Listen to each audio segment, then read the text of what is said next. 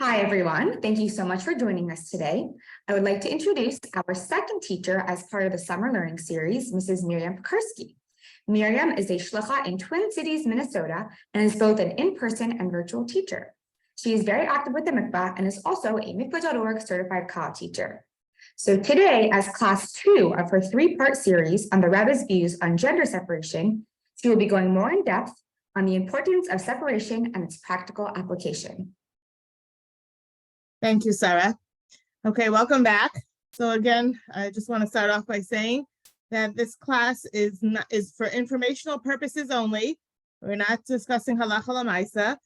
Every person, every place, every situation is different. So if one has a question, one should consult their Rav or Mashpia for their individual situation. Source sheets can be found under the link for the podcast or under the video, and you can download them and follow along.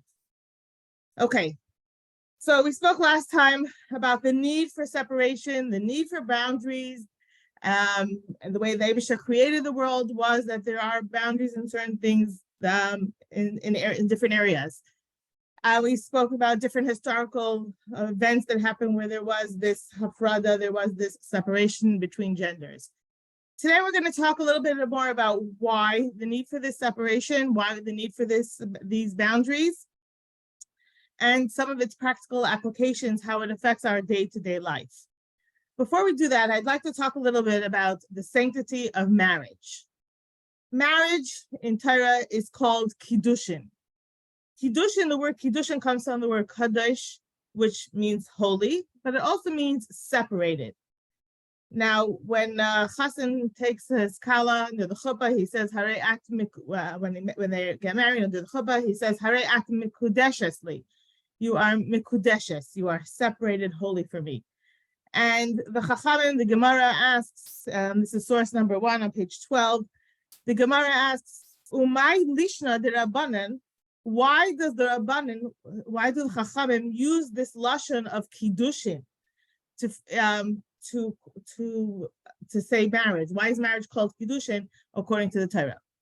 And the Gemara explains, the asarla akule alma kehektish, because by marrying her, he prohibits her, she is prohibited from anyone else in the entire world, and she is like hektish. Again, the same word kadosh. Hektish means sanctified.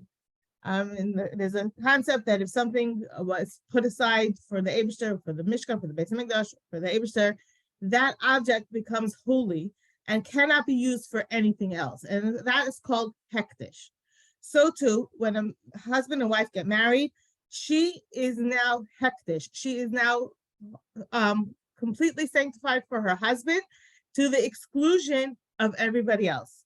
So she is forbidden to anyone else in the entire world, just like something that is consecrated to Hashem is only for the Eibusher and not for anything else. So that, the Gemara explains, that's why marriage is called kiddushin. So we see this idea that once there is this the marriage happens, she is separated and is exclusive to her husband. In source number 2, the Taisvis explains, again, it goes into a little bit more of an explanation of this idea of kiddushin. And if you look at the underlying words, what does it mean? Mikudeshesli, which means sanctified for me, miyuchedesli, singled out for me, umizumenesli, prepared for me. This is talking about the word, again, kiddushin, the marriage. This is what happens, that this woman is set aside and separated specifically for her husband. And again, like we said, to the exclusion of everyone else. Now we know that marriage is 2 halves of a neshama. When a man and a woman get married, they are 2 halves of a neshama that make up a complete neshama. And this concept of being exclusionary and only for one for each other, each spouse only for each other, actually starts before marriage, since they are set aside only for their spouse. So if they are involved with someone else, they won't be able to be exclusive to their husband. So the idea is to keep only for their spouse and to keep everyone else out. So this is the idea of marriage. And we'll see in a minute how that gets to the idea of separation and, like we said, boundaries. Okay. There is a mitzvah in the Torah that's the mitzvah is the next section is Loi Sikravu Legalais Erva is the pasuk. It says a person is not allowed to come close to reveal nakedness. Now the source Aleph under Loi Sikravu is from the Sefer HaChinuch. The literal translation of erva is nakedness, but in this context, it refers to anyone who a man cannot marry. So let's look at the definition or what is included in the mitzvah of Lo Sikravu, one shall not come close. Okay, so we're going to read the underlined words under Aleph. Shalai lehisadein ba'achas mikol harayis, not to indulge in any of the relationships. By the way, on the next page, we have the English translation, if you want to follow along in English. Vehein krayvais, ve'eshes ish, v'nida. Who are the forbidden relationships? Those are certain close relatives, a man who is already married, a woman who is already married, and nida, a woman who is a nida. So we are not allowed to indulge with any of these people, relatives, a woman who's already married, or a woman who is a nida. Va'afilu b'lo bia, even without relations, kigoin chibuk, like hugging, v'nishuk, and kissing, v'chol hadoim la'elu. So certain intimate actions are also forbidden, even if there is no actual relations that happen. Shenema, as it says, the source for this prohibition is in the pasuk in Vayikra. It says, "Ish al kol she'er b'sarai lo sikravu legales erva," that a man cannot come to his relative to come close to reveal the nakedness. Again, like we said, this is referring to these, according to the Sefer HaChinuch, this is referring not only to marriage but also any other intimate actions. Upershu and Chachamim explain, Ki'ilu Amar, it's as if it says, Lo sa'aseh shum kreva, you're not allowed to do anything that makes one come close, Shehi hagaremes, v'hamevia ha'adam legales erva, because that causes and brings a person to reveal nakedness. So he gives the reason. The reason for this is that not only are one's not allowed to have relations with someone who they're not allowed to marry, but also one is not allowed to do any of these other acts that could come to bring someone to sin. And at the end, there's a lot in the middle that, and he gives a lot of examples. But at the end, the last 2 lines, it says, "Vidine ha-mitzvah," part of the laws of the mitzvah is aval klal hadavar. It is a general thing. Shelo yasa adam shum davar ba'olam. A person should not do anything in the world hamevia lidei hirher banashim, that will bring him to think thoughts about women. Obviously, it doesn't mean just thinking and just saying hello, but it means to have improper thoughts about other women. Loi b'maaseh, not in deed, v'loi b'dibur, and not in speech, v'loi shum remez, and not even to hint, to do anything a hint. Ela b'ishtay levad, only with his wife. A man is allowed to do that with all these things with his wife, but not with any other woman who is forbidden with him. So that is the background to the idea of the mitzvah, that we have to be so careful not to come to do anything that would lead us to chas v'shalom sin. So we have the idea of marriage, that we're exclusive to our spouse. Then we have the idea that one is not allowed to do anything that would chas v'shalom put him into the situation where he might come close to any of those that he is not allowed to marry, one that he would not be allowed to have relations with. Okay, on the next page, we have the top is the English from what we said before. And then we will go down to source Beis, which is the Rambam. The Rambam paskins, and if you look at the underlined words, it says, according to Rambam, this isser of lo sikravu, this prohibition that one is not allowed to come close, it's a isser d'oraisa. It's a prohibition from the Torah, and someone who does it with the intent of having pleasure, he gets malchus from the Torah. He is punished. He's over a mitzvah d'oraisa, a prohibition from the Torah. So we see here how serious this is. It's not just a minhag, it's pashat halacha, and it's very, very serious consequences as well if someone does this. Again, with the intention of being over this avera. Now, in source Gimel, the Shulchan Aruch gives examples of things that a man is not allowed to do.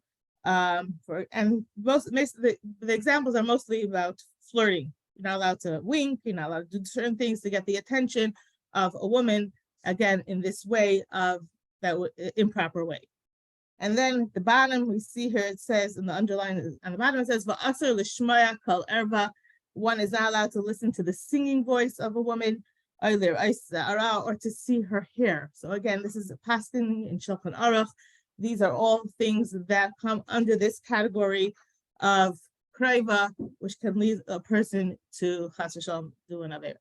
So again, we're going through here to see certain things, how important it is to be careful, and that's leading up to the fact that we need to have this separation, again, to make a fence, to make sure that we won't come to do any of these averas, which are very serious averas that it says in, which are from Torah.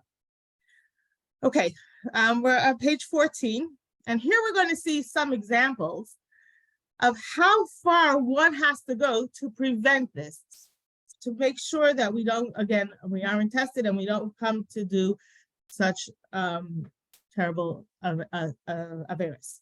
And we're going to go through the Gemara, has certain examples and certain ideas and certain stories of things that happened to show us how far we have to go. The first thing we're going to look at is on page 14, source Dalet. In the Gemara, it says, a very interesting story. Ma'aseh ba'adam, there was a story about a man, Ma'aseh ba'adam echad, a person, shenasan einav be'isha achas, that he took his eyes to a woman. In other words, he saw this woman and he wanted very much to be with her. The ha'ela libai tina, and he, in his heart, he had a tremendous passion. He became lovesick. Actually, he became deathly ill because he was so lovesick for this woman. So the Chachamim came and they asked the doctors, how could we cure this man? What can we do to make sure that he doesn't die?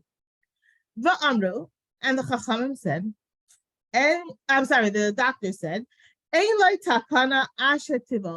the only way he will be cured is if he has relations with this woman. Amru Chachamim, the Chachamim said, Yabros ve'altiv alay. Let him die, he should not have relations with her. Okay? So then the doctors came up with another idea. Ta'amad lefanav aruma. Let her stand in front of him without any clothes on. Maybe that will ease his desire. And what did the Chachamim say? Yamos va'al ta'amad lefanav aruma. Let him die, and she should not stand in front of him without clothes.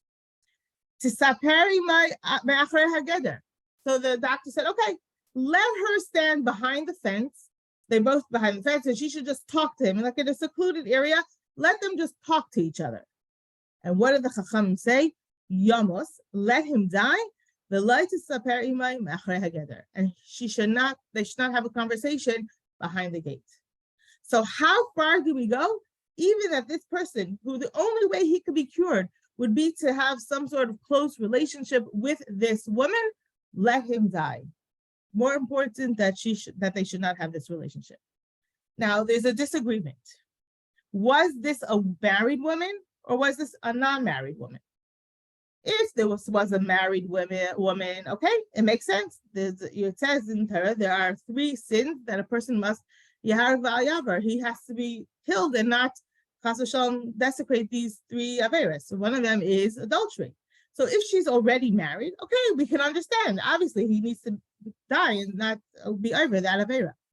But what happens if she's not married?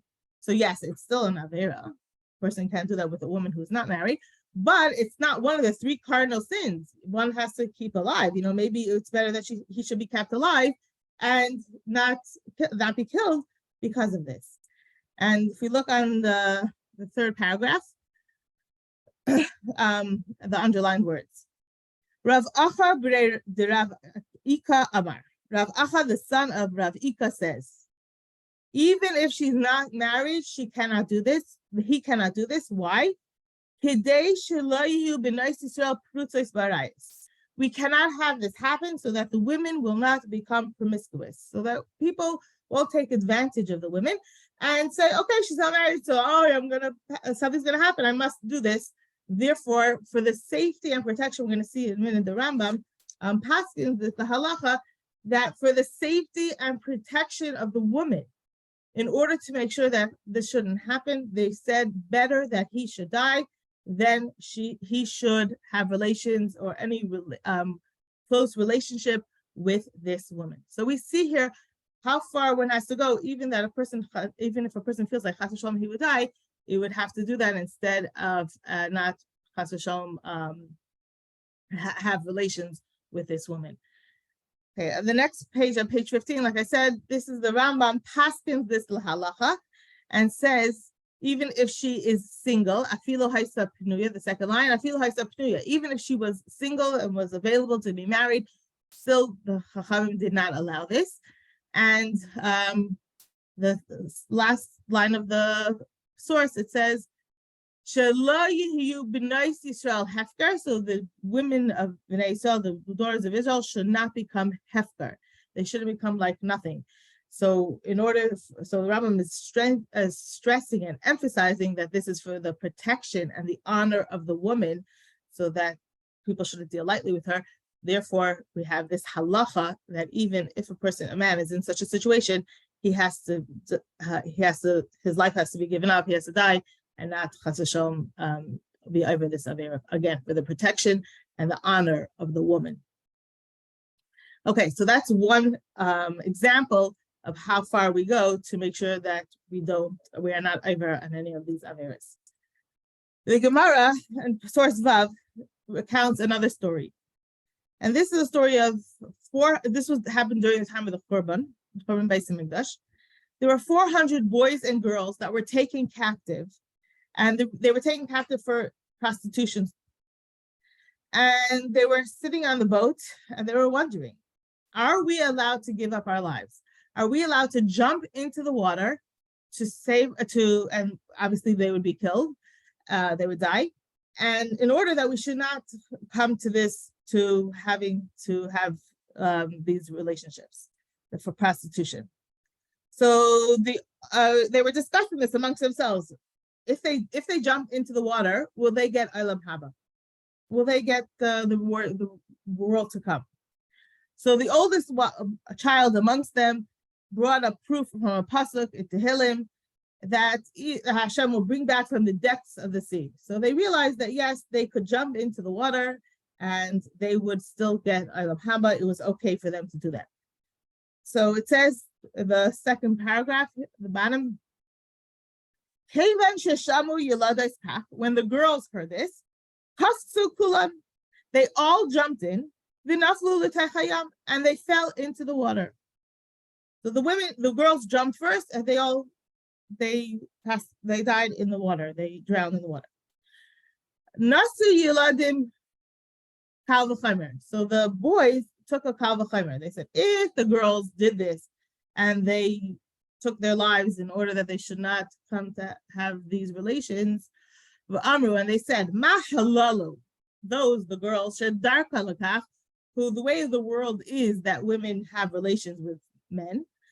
Kach anu, how much more so us, said the boys. She'ein darkenu lakach. It's not the usual natural thing for men to have relations with men. So if they were willing to give up their lives for this, how much more so us, where it's something that's not natural. Alachas kama v'kama, how much more so? Afhim kaftu l'techayam. They also jumped into the water. Va'aleim ha'pasuk omer, and the pasuk says about them, another pasuk can tell him that talks about them that they were killed, but they did the right thing because they were being used for something that was not appropriate, and so they chose to give up their lives. Again, we see this extreme examples of how far one has to go. Now, we see here also that really no one is immune from this. It happens. This desire or this where it could lead to can happen to everybody, even the greatest tzaddikim. And the Gemara tells us a story This is, we're on page 16, source number Zion. This is a story of Rab Amram, who is called the Pious, Hasidah. He's called the Pious. So we see here already that he wasn't just a regular person. He was a very, very important and special person. He was tzaddik. He was called Rav Amram the Pious. And what happened? There were women who were captives, female captives, and they were brought to this city where Rav Amram lived. And they put them upstairs in an attic, so they should be away from everybody.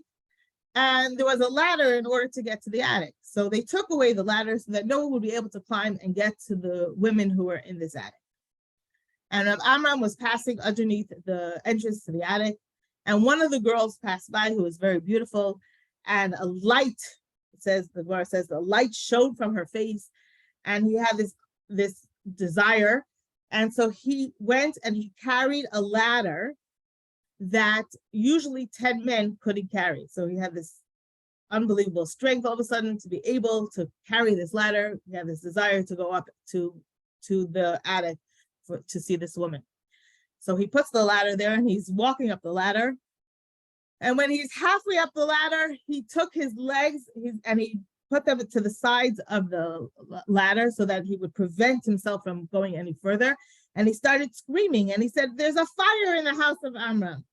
And so the Chachamim came running and they realized what happened. They saw him halfway up the ladder with his feet pressed against the sides of the ladder, trying to make sure that he doesn't go up the rest of the ladder. And they understood what happened. And the Chachamim said, "You embarrassed us. Well, such a Chacham, such a person, this is what happened. This is embarrassing." And Amram answered and said, "It's better to be embarrassed in this world than in Olam Haba." So we see here that this is an Isayan, this is a test even for the greatest tzaddikim, and everyone has to be careful that we should not come to such a such a situation. And that's why we have to be careful with this separation and these boundaries and the mechisas, so that we won't come to Chas v'Shalom putting ourselves into a situation where we could be tested. Okay, now we're going to talk about everyday situations where this could be an issue or where we need to be careful. And again, as I said before, every situation is different and one should ask their Rav Mashpia about their own situation, but this is just in general so we know what we need to look out for or what we need to be thinking about. Okay, and again, these are situations where one could come to Chas v'Shalom, coming to the Isser of light sikrable. Should not come close. Okay, here we're going to talk about touching or shaking hands or things in that nature. The Gemara, we're on page 16 under Lechitzas Yad, the first source, Aleph. The Gemara says something very interesting. Tanu Rabbanan, our Rabbanim teach us. Hamartze ma'is leisha, someone who counts money to a woman, miyadai liyada, from his hand to her hand, or miyada liyadai, or from her hand to his hand. In other words, they're exchanging money, and either he's giving it to her or she's giving it to him. Bishvil sheyistakel ba, the reason he's doing this is in order that he should look at her. Again, looking here doesn't mean just seeing, but it means to actively, consciously focus on her. Afilu daima leMoshe Rabbeinu, even someone who is on such a level as Moshe Rabbeinu, shekibel Torah mehar Sinai, Moshe Rabbeinu who received the Torah from Har Sinai, lo yinateh midina shel Gehenna, will not come clean from the punishment of Gehenna. In other words, it's severe to even give something to somebody else, again with the intent that he wants to look at her and to gaze at her and focus his attention on her. So that's what the Gemara says. And there's actually a Zayhar. If you look on page 17, the top source base, there's a Zayhar that says, Rabbi Yani v'Rabbi Yeshua, Chad amar kol hanegeh b'isha mikabel mimena miyada liyadai. Anyone who touches a woman or hands something from one to the other, lo yinateh midina shel Gehenna, will not be clean from the din of Gehenna. So Zahar takes it even a step further and says there doesn't even have to be this intent of intense looking or gazing or staring or focusing, but we paskin that we don't do this. Actually, we do accept things from one hand from one gender to the other gender. There are many people, many chassidim, who do not do this, and this is the basis for their for them doing that they will not hand something to someone from the opposite gender based on this zayar. We do know that the Rebbe gave out dollars and gave it straight to the hands of the women, but again, there are some chassidim who are makpid on this, and this is where they get it from the zayar. So even though we do hand to the opposite gender, we obviously should not be doing it in a way that we're focusing on the opposite gender, we're looking at them and trying to, and focusing on them. That would not be appropriate. Okay. The next scenario we're going to talk about is histaklos. Histaklos means looking, but it doesn't mean just looking, seeing someone and just looking at them. Here we're talking about, and again, an intense, focused look for, to be able to really look at someone, not just looking, but looking, if you understand. Gazing, really focusing on it. So the Gemara says something very interesting, and whereas page 17, source Aleph. The Gemara says, Amar Reish Lakish. Reish Lakish says, Taiv Mara Einayim Ve'isha. It is more enjoyable to look at a woman, Yaiser Migufa Shamaisa, more than the actual act of relations. So we see that looking is very pleasurable. So it's even worse in a way than, not worse, but it could be like having relations in such a way. Again, it doesn't mean just seeing somebody. We have to understand what this means. It means with this intense look that inappropriate, we would say, an inappropriate look. The Rambam in Hilchos Tshuva, this is source base, lists in Hilchos Tshuva 5 sins. He lists 5 sins that a person is unlikely to do tshuva for. And the reason for that is because these are averos, these are sins that people will treat lightly, and they don't realize that's an avera. So these are things that people don't necessarily, might not do tshuva for. And he lists all 5 of them. We're going to read the 3rd one. It's underlined in source base. Hamistakel ba'arayas, someone who looks, again, gazes, focuses in an appropriate way to a woman who is forbidden to him. Ma'ala al-gatay, he thinks to himself, she'ein b'kach klum, there's nothing wrong with it. Shehu Omer, he says, v'shchi ba'alti, did I have relations with her? Or karafti etzla, was I intimate with her? V'hu eina yedeh, he doesn't know. She'ri'iyas he'inayim, that seeing in this way, avayin gadol, is a very big avera. Shehigoy remes legufan shel arayis. This causes the sin of arayis, of having relations with someone who is forbidden.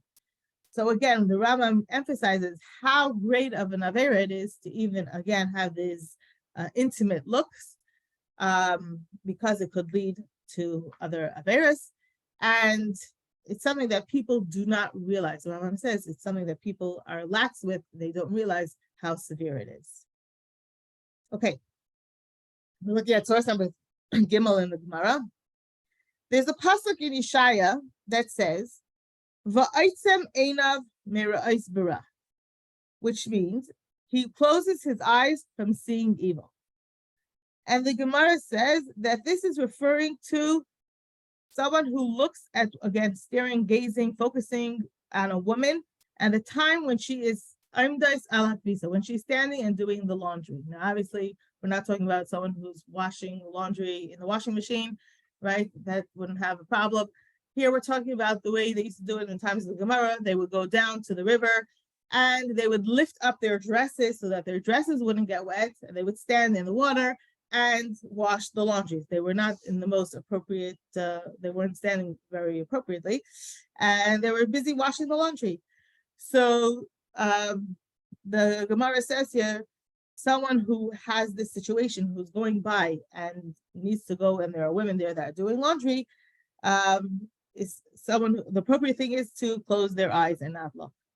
So the Gemara continues in the Aramaic on the bottom and says, are we talking about if there's another way, or if there's not another way? And the Gemara says actually both. If there's another way, then he should not be going that way at all. If there are women there that are not dressed appropriately, if they're again, their dresses are up because they're doing the laundry. And the Gemara says that even if there's no other way and he has to go that way, he's on his way and there's women there, what should he do? He shouldn't gaze at the women. He should go do what he has to do, but shouldn't gaze at them while they are doing the laundry. Again, the English to this Gemara is on the next page, the top of page 18. So we see this is again the idea of looking. And then the Gemara is another example, and it's talking about a woman who, a woman who bathes with men. And the Gemara says right away, what do you mean? How can we be talking about a woman that bathes with men? We know that that's usher. So obviously we're not talking about a woman who's actually bathing with men, but the Gemara says this is referring to a woman who is bathing in a place where men usually come. So even if there's no men there at that moment, the fact that men usually come there, it would not be appropriate for her to bathe in that area.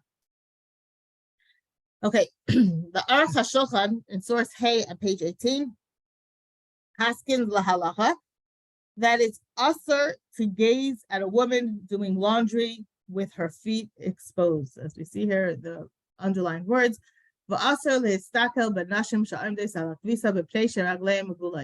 it is usher for a man to stare at women who are doing laundry because their feet are exposed. If there's another way, he should not go the way of the women who are doing the laundry. If there's no other way, he should close his eyes from looking at them. Obviously, he has to see where he's going, but he should not be gazing at the women. So again, this is from the Gemara, and it's paskin lahalacha that a man cannot go and stare at women who are doing the laundry. Okay, so we talked about all the times that a man was not allowed to look at certain things because it might cause closeness, a certain type of closeness, which could chas v'shalom lead to bigger avera. But there are actually certain times where a man can look at a woman, and actually it's the recommended thing. When is that? Let's look at the Gemara, the source of Vav. Amar Rav. Rav says, Asur la'adam, it is forbidden for a man sheyakdish es ha'isha, that he should marry a woman ad sheyir'ena, until he sees her. So before a man gets married to a woman, he must look at her. He must see her. So we see here that sometimes we do need to look. Not only we need to look, but as the Shulchan Aruch paskins lahalacha, this is source Zayin, mutar lehistaka b'pnuya, a man is allowed to look, gaze, stare at a pnuya, a woman who is available to be married. Levadka, to check out im yafa sheisana, if he's pretty in his eyes, if she's pretty in his eyes, he should be able to marry her. Bein shehu bisula, bein shehi bisula ibula, even if she was already married, or it doesn't matter, as long as if she was divorced or a widow, he is allowed to look at her. And Shulchan Aruch goes on and it says something very interesting. Not only is he allowed to look at her, but this is the appropriate thing to do. He must look at her, as it says in the Gemara beforehand, that a person is not allowed to marry a woman without seeing her. So the very fact that the Gemara and the Shulchan Aruch have to tell us that there are circumstances where a man can look at a woman, and not only can, but should and must look at a woman before he marries her, that we understand that it's something that's not usually allowed. It's not something that's usually okay, but because in this circumstance, we need to do it, therefore, it is done in this circumstance. Okay, moving on. Page 19, top of the page, we're talking about the Kol Isha, the singing voice of a woman. This is another area where it could be a problem of kreva, of having someone of intimate, leading to an intimate relation, if this could happen. Okay, the Gemara, source Aleph, says, Amar Shmuel. Shmuel says, Kol be'isha erva. The singing voice of a woman is erva. Erva, we said, literally means nakedness, but it also broadly means something that is not allowed. So a man is not allowed to listen to a singing voice of a woman. Obviously, we're not talking about his mother, daughter, wife at certain times, but we're talking about other relations or not relations, or not people that are not related. A man cannot listen to a singing voice of a woman. Okay. The Rebbe has a letter, this is source Bays, and the Rebbe heard a rumor, someone told the Rebbe, that there is a minhag in some kehilas, in some communities, that at big gatherings, where there's men and women, and especially by a wedding, before the chuppah or afterwards and during the Suda, that a woman also sings. This happens in this. The Rebbe heard that this happens in certain communities.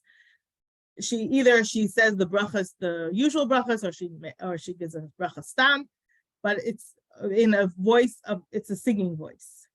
And the Rebbe says about this, and this is we're up to the second paragraph. And it's understood the wonderment that is awakened within me about this idea, about this knowledge.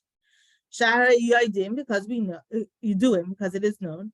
The words of our Chachamim is that the Chachamim tell us this in many different places. That they negate this in the absolute terms. A woman cannot get up and sing in public. You know that's the Chachamim tell us this, and so the Rebbe is very surprised that this happens in certain communities. And let's look at the next underlying paragraph. If we say that the Chachamim negate this in any other place in a regular situation, how much more so when it's a place that it's public? When we're talking about something that is connected to the marriage of a son and daughter of Israel, two Jews.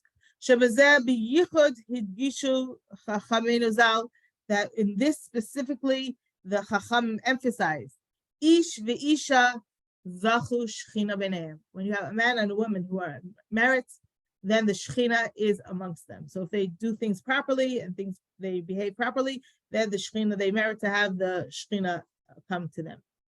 Va'af ki b'tchilas v'yisayid ha'inyan. Especially since this is the beginning and the foundation of the matter.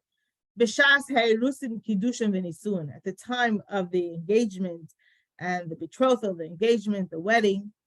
Asher as hunach ha'yisayid the binyan adiyad, that then when they are getting married, we are putting the foundation for their everlasting edifice, their binyan adiyad. V'haschalas berachas nisuin hi, and the first bracha that we say at the wedding ceremony is Shahakal bara lechvayde, that everything was created for the honor of Hashem.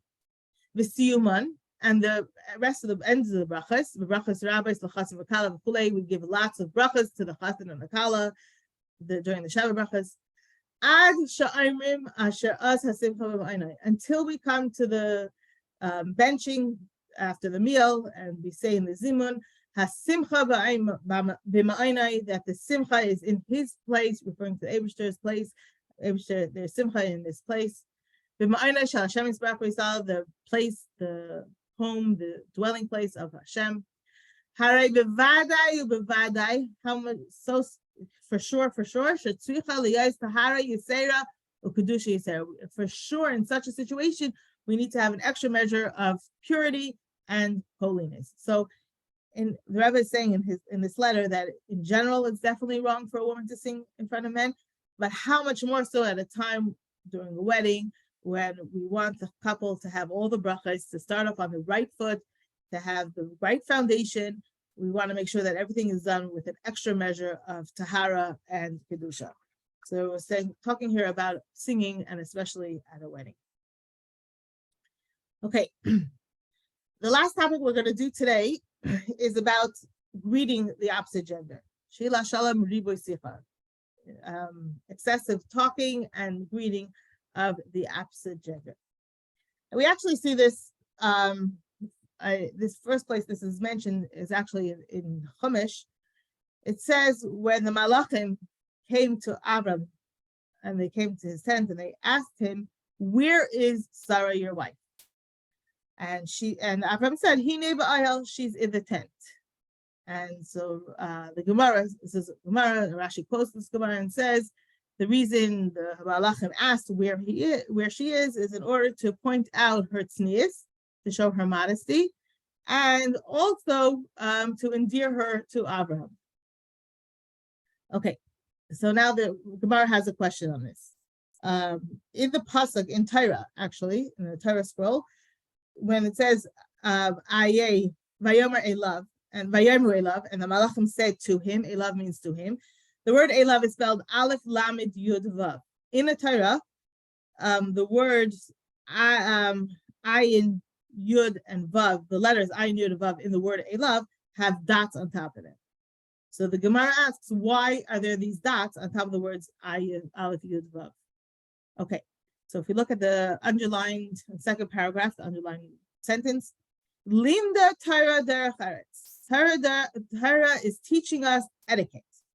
Sheyishal adam b'achsani shaloi, a person should ask from his hosts about his wife. V'ha'amar Shmuel, but Shmuel says, Ein shayalim b'shalom b'isha. But we said before, I guess there's another place in Gemara where Shmuel says that we don't ask about the wife. It's not appropriate to ask a husband about his wife, about a woman. Actually, it says here that the Ein shayalim b'shalom b'isha, we don't ask in general that about how a woman is doing. We don't ask one gender for the other gender. So what does it say here? Al yidei bala shani. Through the husband, it's different. In other words, it's okay for a man to ask another man how about his wife. It would be inappropriate for a man to just ask the wife, how are you doing? In certain situations, obviously.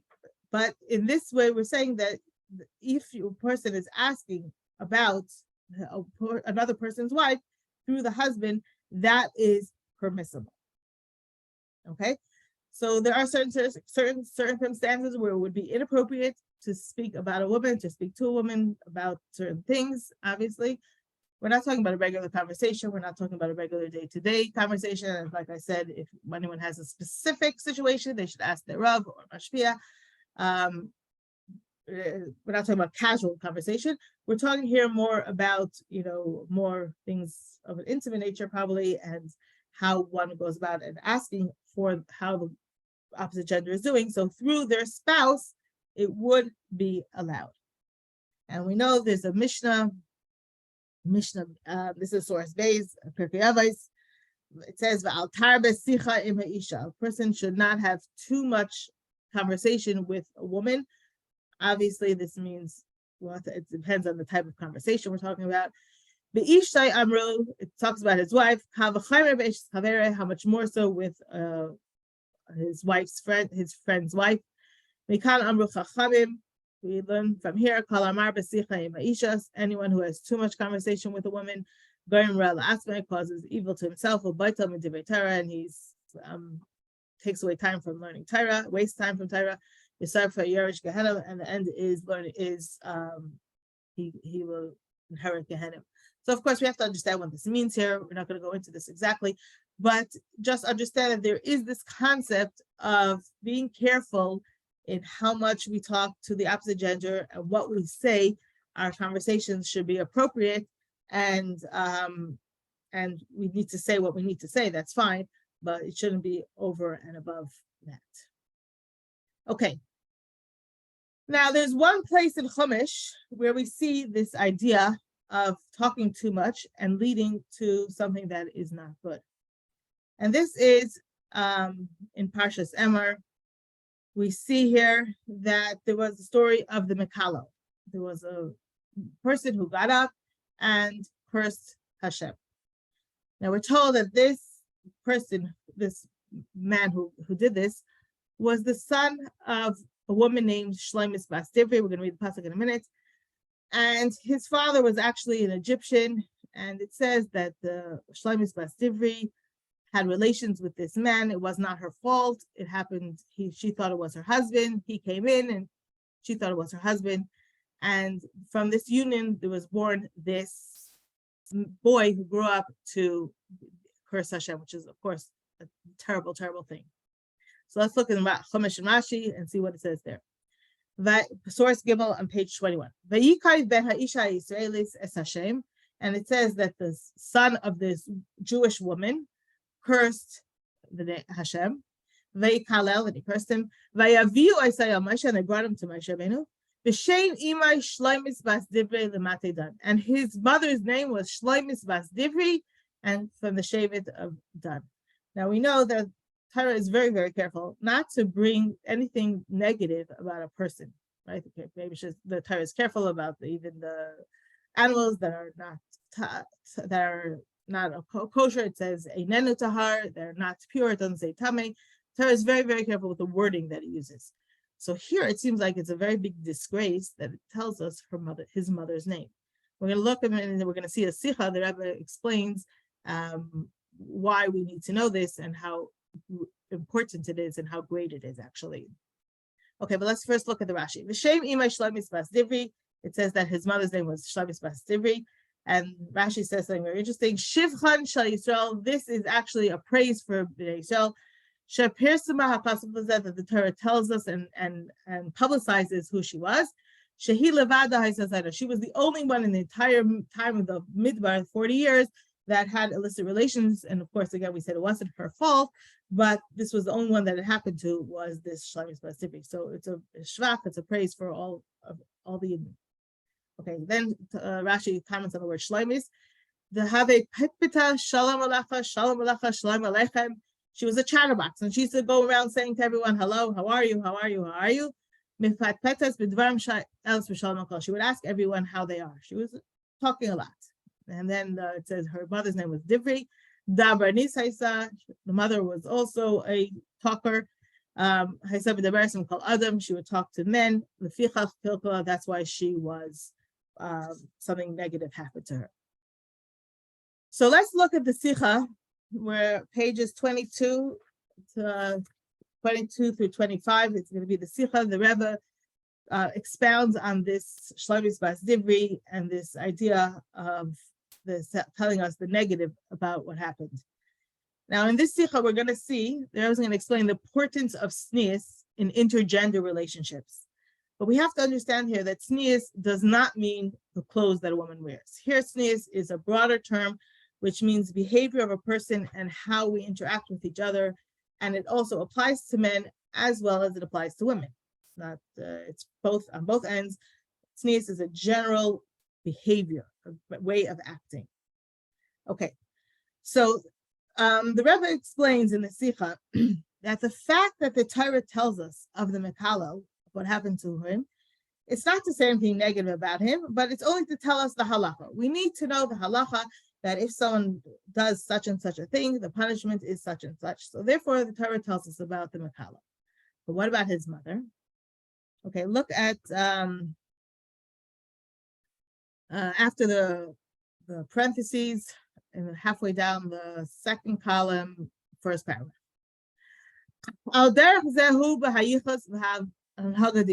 This is the same thing as the genealogy and the behavior of his mother.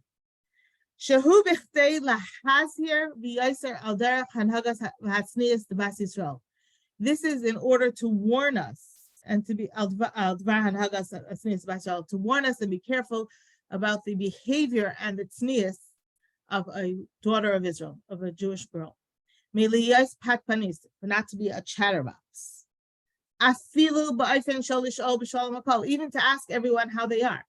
And not to be someone who talks a lot. Because from such behavior, it could come that not only will there be a negative thing in her, that it came to this situation where there was born a boy who later on became a man and cursed Hashem. So this is to teach us, again, the importance of being careful in our conversations. And let's look at the last paragraph here. More than that. The fact that there was, that came out of this, there was a boy that was able to curse. Hudavar Pella, it's a wondering thing. She didn't do this on purpose, like we said before. It was a mistake. She didn't do it on purpose. She thought it was her husband. The fact that she asked everyone and was speaking to everyone, it wasn't promiscuous. It wasn't something that was inappropriate. Ella Inyan Shalom Haga B'Sever Panim Yafos. We know that there's it says in Torah that everyone should greet everyone B'Sever Panim Yafos. You should go and say hello to everybody, and you should be welcoming and saying hello. It's not a bad thing. So how could this have happened? One should greet everyone favorably. When we call up, and even with all of this, on page 23. With all of this, it came out a person that could curse. This is a special sign. To warn with a great warning. For everyone. About the warning about the importance of tznius, etc. Again, we're talking about tznius in the general behavior. And according to this, there's a place to say more than this. The fact that the Torah publicizes us and tells us, it also has a praise for her. So the Rebbe takes this and says, no, this isn't something negative that it says her name, but actually this is something special and a praise for her. Sha'al Yada, through this action, through what happened to her, Lamdu Yisrael Goydel Haziris Ben Yatznius. Through this, the Jews were able to learn the greatness of the importance of tznius, the necessity to be careful. Now let's go down to the bottom on the first column, the last paragraph. The correction, the tikkun for Shlomis Bas Divri, who bizeh gufa is the fact that the Torah publicizes and with such a emphasis that from this comes the instruction and the ultimate care, that warning to the women to Jewish women, the importance and the greatness of tznius also in speech. And this itself, this in itself, the fact that women learn from here how careful we have to be, this with the zchus, the merit and the praise of shleimus. Amazing. It's amazing how the Rebbe takes something that seems so negative and switches it over and says, no, this is actually something very positive. The positive is that we can learn from this how we need to behave. Okay, let's look at the second column here. But the question is still a question. How is it possible that the praise of Bnei Israel, Yisgala, will be revealed? Like we said, that the fact that it says about this that happened is a praise for the rest of the Yidden, that only she was the one, it only happened to her and no one else sinned in the entire 40 years. But how could it be that the praise of all Bnei Israel, Yisgala, that one person will be embarrassed about something negative that's written in order to have a praise for all of the Yidden? And the next middle of that paragraph, it's very hard to say that the praise of the Yidden Yisgaleh will be revealed dafka through the negative portrayal of one of the Yidden. So how could we say this? How could we say that we're going to praise all the Yidden by saying something negative about Shlomis Bas Divri? Okay, let's look on page 24, the second paragraph of the first column.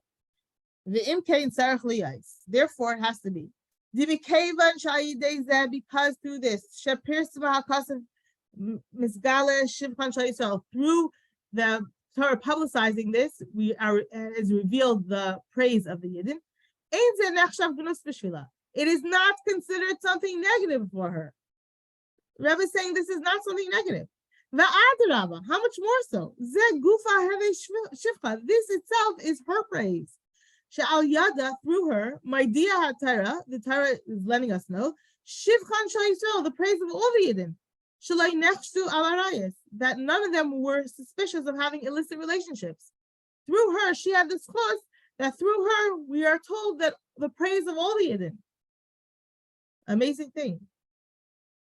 And let's go, the last page here, page 25, the top paragraph.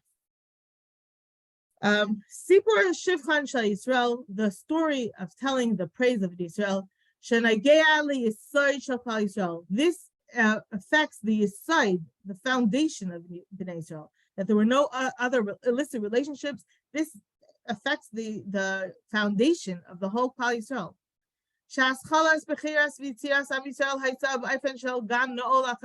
That the whole start and beginning and the choosing and the formation of Bnei Israel as a nation was in a way that Gan Na'ol Achaysi Kala is a pasuk from Shir Hashirim that says that the women were closed, is the literal translation. That in other words, that nobody had any illicit relations. Shalai Nechshu al Arayis, they were not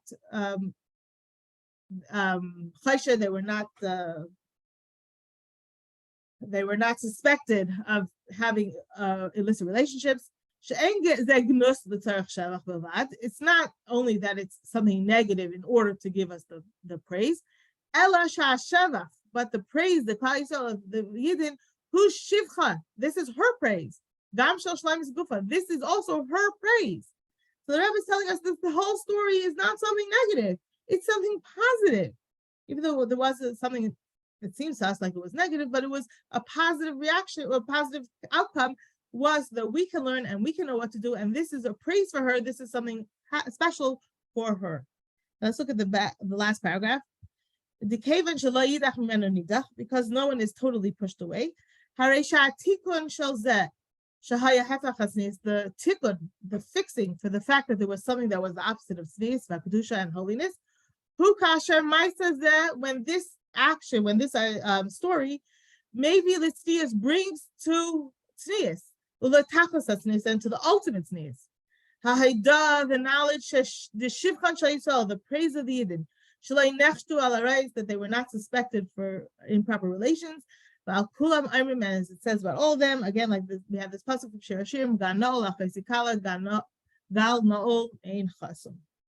So we see here that when we act properly, and when we do what we're supposed to do, and we have correct boundaries and correct separations, as we had discussed beforehand, and we are careful not to put ourselves into a situation where chas v'shalom we can be tested, then not only is it good for us, but we're also correcting what happened with Shlomis Bas Divri, and we are making sure that she and all of Bnei Israel are praiseworthy, and we should all have that ability to be able to be the Shavach, the praise of Klal Yisrael, do what's right, and bring Mashiach now. Wow, that was really, really beautiful. Thank you so, so much, Miriam. And thank you to everyone for joining us today. If you would like to sponsor Tuesday's class, you can reach out to podcast@mikvah.org.